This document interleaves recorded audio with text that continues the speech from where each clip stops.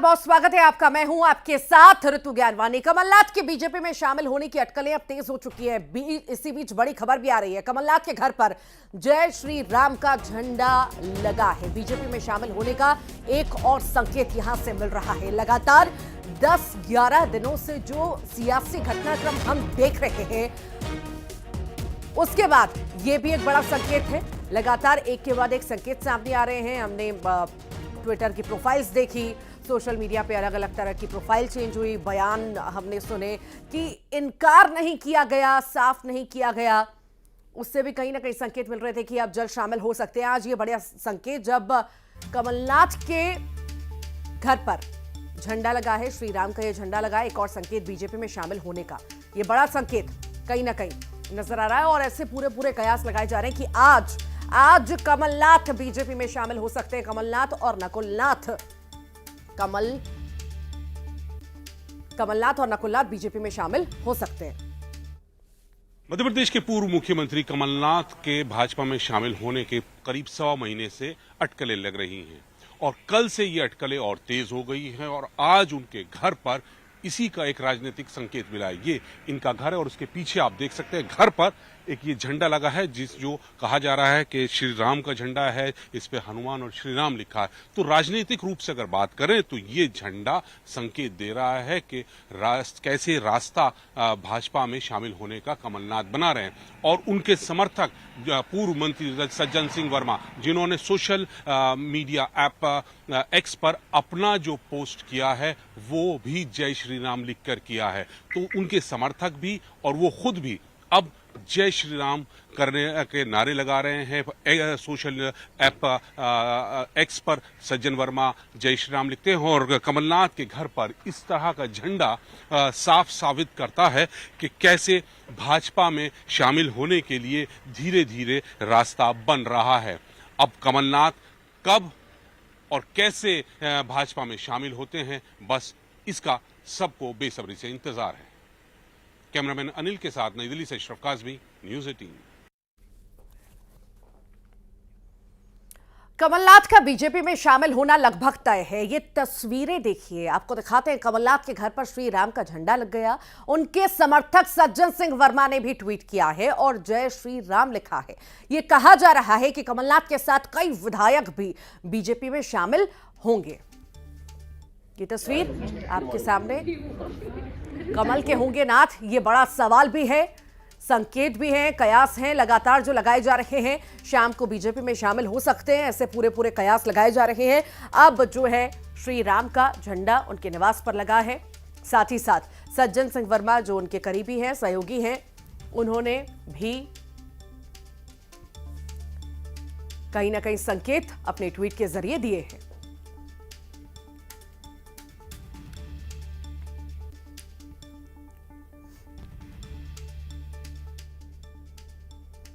तो अटकलों का बाजार गर्म है। हालांकि क्लैरिटी कहीं से मिल नहीं पा रही है।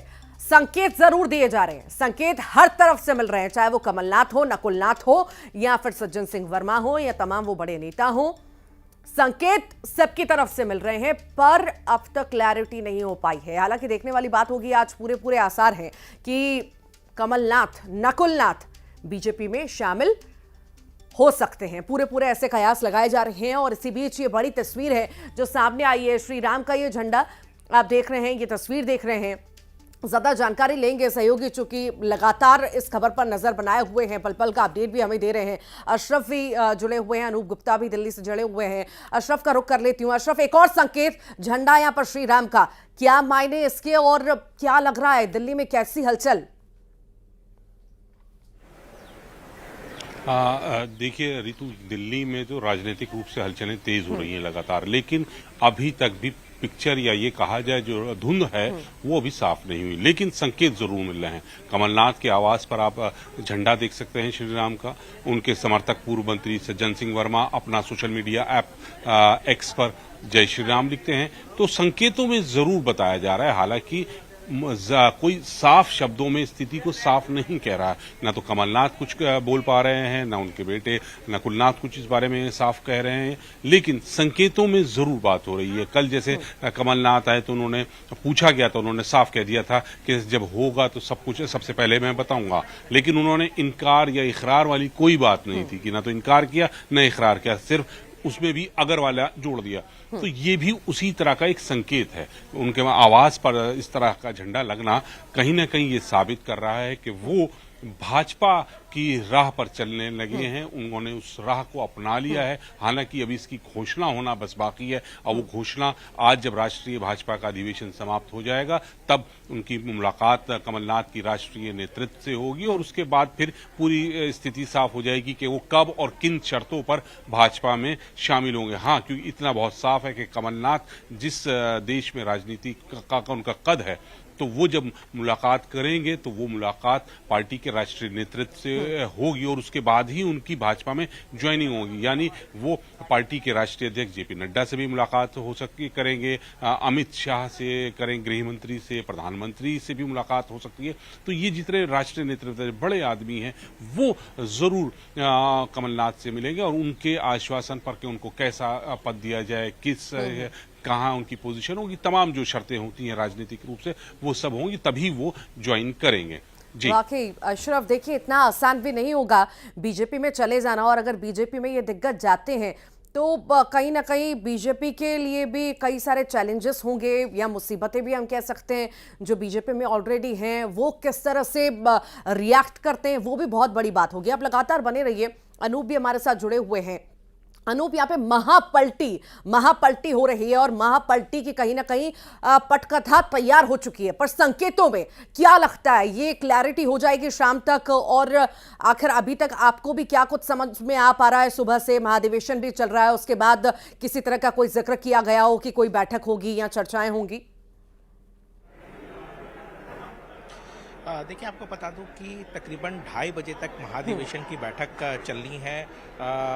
उसके बाद 3:30 बजे से मुख्यमंत्रियों की बैठक होगी, और कहा जा रहा है कि 5 बजे ये बैठक खत्म हो जाएगी। उसके बाद इसका मतलब ये है कि उसके बाद सभी नेता जो हैं भारत मंडपम में जो बैठक में शिरकत कर रहे थे वो अपने अपने आवाज़ जा पाएंगे। और जिस बात का कयास लगाया जा रहा है कि कमलनाथ कुछ बड़े नेताओं से मुलाकात कर सकते हैं, संभावना है कि जब इस बैठक के बाद लोग जब यहाँ से फ्री हो जाएंगे तो संभावना है कि टाइम मिल सकता है। लेकिन देखिए, ये सारी बातें जो हैं अभी कयास के टर्म पे है, राजनीतिक गलियारों में सिर्फ ये बह रहा है। अभी तक कोई ठोस इस पर किसी तरह का कोई प्रतिक्रिया बीजेपी की तरफ से नहीं आई है।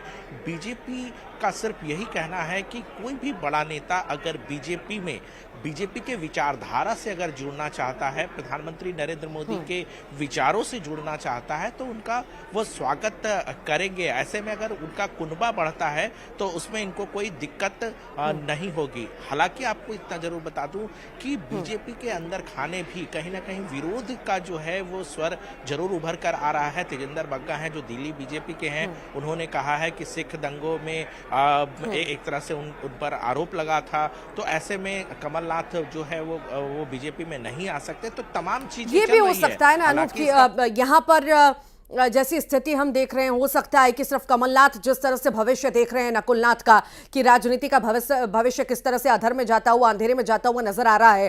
3 बार किस तरह से जद्दोजहद करके जीती गई छिंदवाड़ा सीट, तो कहीं ना कहीं ये भी हो सकता है कि बेटे को ज्वाइन करा दिया जाए और खुद यहीं पर रहे। पर अगर खुद यहाँ रहते, बेटे को वहां भेजते, तो भी बहुत मुसीबतें होगी, चैलेंजिंग बहुत ज्यादा होगा। हालांकि देखने वाली बात होगी। आप लगातार नजर बनाए रखिए, आपसे अपडेट लेते रहेंगे। फिलहाल बहुत शुक्रिया आप दोनों का। कमलनाथ के बीजेपी में जाने की अटकलों के बीच भोपाल में कांग्रेस के प्रदेश कार्यालय पर सन्नाटा पसरा हुआ है। कार्यालय में अभी ताले लटके मिले हैं, तो कांग्रेस के प्रमुख नेताओं के घरों से भीड़ गायब है। और इन सबके बीच पीसीसी अध्यक्ष जीतू पटवारी कार्यकर्ताओं से मुलाकात नहीं कर रहे, और वो दिल्ली में कांग्रेस के प्रमुख नेताओं से फोन पर संपर्क में जुटे हुए हैं। वहीं कमलनाथ समर्थक विधायकों ने पटवारी से मिलने और बात करने को लेकर भी दूरी बनाई। बात एमपी कांग्रेस भवन में की करे तो वहां भी कोई नेता मौजूद नहीं है, तो वहीं नेता प्रतिपक्ष उमंग सिंगार के बंगले पर भी दरवाजे लगे हुए हैं। 3.5 साल के बाद एक बार फिर बड़े उलटफेर की तरफ बढ़ रही है। 3.5 साल पहले ज्योतिरादित्य सिंधिया कांग्रेस छोड़कर भाजपा में गए थे और अब एक बार फिर कमलनाथ के भाजपा में जाने की अटकलें जोरों पर है। और उस अटकलों के बाजार के बीच पीसीसी का जो प्रदेश कार्यालय हम आपको वहां लेके चलते हैं। देखिए यहाँ पर कितना सन्नाटा है। कांग्रेस कार्यालय के मुख्य दरवाजे बंद हैं। यहाँ पर आज सुबह से कोई भी कांग्रेस का नेता नहीं पहुंचा है। चारों तरफ एक अजीब सा सन्नाटा है। हम आपको दिखाई दे रहा होगा यहाँ पर पूर्व पीएम इंदिरा गांधी की प्रतिमा है जो बिल्कुल कांग्रेस कार्यालय के मुख्य दरवाजे पर लगी हुई है। इस मुख्य प्रतिमा को आप इसलिए भी गौर से देखिए क्योंकि कल पीसीसी के अध्यक्ष जीतू पटवारी ने यही बात अपनी प्रेस कॉन्फ्रेंस में दोहराई थी कि आखिर इंदिरा गांधी के तीसरे बेटे कमलनाथ कांग्रेस क्यों छोड़ेंगे। लेकिन जिस तरह का माहौल है, जिस तरह कांग्रेस में या पीसीसी अध्यक्ष के घर या नेता प्रतिपक्ष उमंग सिंगार के घर जिस सन्नाटा पसरा हुआ है, वो कहीं ना कहीं ये बात बयां कर रहा है कि कांग्रेस को भी अंदेशा है कि कमलनाथ अब पार्टी से जाने की तैयारी पूरी कर चुके हैं और ये बात काफ़ी दूर तक निकल चुकी है। कैमरामैन अजय के साथ शैलेंद्र चौहान, न्यूज 18 भोपाल। छत्तीसगढ़ कांग्रेस के अध्यक्ष दीपक बैज ने बीजेपी पर बड़ा आरोप लगाया। बैज ने कहा कि बीजेपी हमारे नेताओं और कार्यकर्ताओं पर बीजेपी में शामिल होने का दबाव बना रही है। बैज ने आरोप लगाया कि छत्तीसगढ़ में ऐसा कोई पीसीसी पदाधिकारी नहीं बचा जिसके पास फोन नहीं गया हो। दीपक बैज ने आरोप लगाया कि बीजेपी प्रदेश प्रभारी के ऑफिस से भी फोन आया कि बीजेपी में शामिल हो जाइए, हम आपको निगम मंडल में एडजस्ट कर देंगे। को लालच देने का काम, पद देने का काम, सरकार में एडजस्ट करने का काम। अगर कहा जाए छत्तीसगढ़ की बात, छत्तीसगढ़ में ऐसे कोई पीसीसी पदाधिकारी नहीं बचाओ जिनके पास फोन नहीं गया है। सभी पीसीसी पदाधिकारी, सभी नेताओं के पास फोन गया, बेशर्मी से फोन गया है। और ये सभी मंत्रियों के ऑफिस से, जहां तक छत्तीसगढ़ के प्रभारी ओम माथुर के ऑफिस से फोन गया है कि आप हमारे भारतीय जनता पार्टी में आ जाइए, हम आपको निगम मंडल में एडजस्ट करेंगे। कांग्रेस नेताओं को बीजेपी ज्वाइन करने के लिए लालच देने के आरोप पर बीजेपी ने पलटवार किया। बीजेपी प्रवक्ता केदार गुप्ता ने कहा कि दीपक बैज अपने नेता और प्रभारी की चिंता करें। उन्होंने कहा कि कांग्रेस डूबता जहाज है। कांग्रेस नेता कह रहे हैं कि चुनाव नहीं लड़ेंगे। कांग्रेस में डर का माहौल है।